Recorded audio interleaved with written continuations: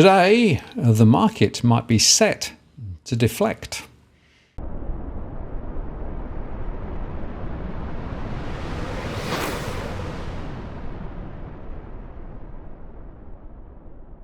Hello again, it's Martin North from Digital Finance Analytics World Notice Post, covering finance and problem news with a distinctively Australian flavour. Well, tomorrow will be an important day for the markets as the highly anticipated US inflation report will be out. The January CPI readings from the Bureau of Labour Statistics, which tracks changes in the prices paid by consumers for goods and services in the US, is expected to show a 6.2% rise from a year earlier, slowing from a 6.5% year-over-year rise seen in the previous month, while the core price measure that strips out volatile food and fuel costs is expected to rise 0.4% from December, or 5.5% year-over-year. Any core reading under 5.5% would likely be a short-term upward catalyst for stocks, and any reading above 5.5 would likely be viewed negatively by the markets over the very short term, said George Ball, chairman of Sanders Morris Harris. The Federal Reserve Bank of Cleveland's inflation nowcast is actually predicting hotter than consensus CPI report as at Monday. The Cleveland Fed's model shows headline CPI to rise 0.65% month over month or 6.5% on a yearly basis. For core CPI, the tracker estimates a 0.46% monthly increase and a 5.6% year-over-year advance. Now, it must be said that this model has had a mixed record of late, but it's generally quite good at calling inflation trends.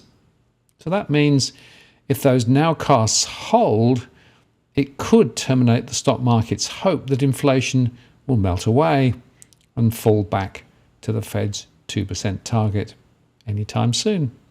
Something else to factor in is the new weightings for the CPI calculation by the Bureau of Labour Statistics, which was released Friday. The Bureau changed its methodology from using consumption data during a 2-year period to only 1 year to weight the CPI components.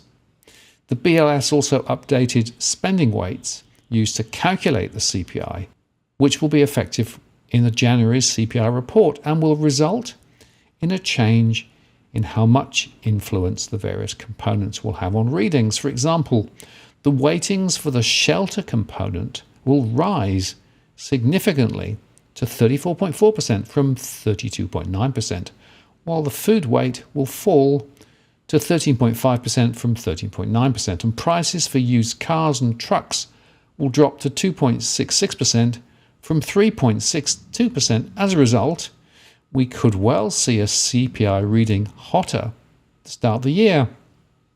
Factors such as the inflation impulse from the owner's equivalent rent is likely to continue to drive prices higher for some time, while the impact of declining used car prices will be less pronounced. And meanwhile, the New York Federal Reserve Consumer Survey showed that expectations for inflation in 2023 were unchanged from 5% in December. The expected level of inflation 3 years from now stood at 2.7%, while inflation 5 years from now was projected at 2.5%. Stock market investors betting on a slower pace of rate hikes and a terminal rate close to 5% cheered in the past couple of weeks after Fed Chair Jerome Powell acknowledged in his press conference following the FOMC decision that the disinflation process is underway.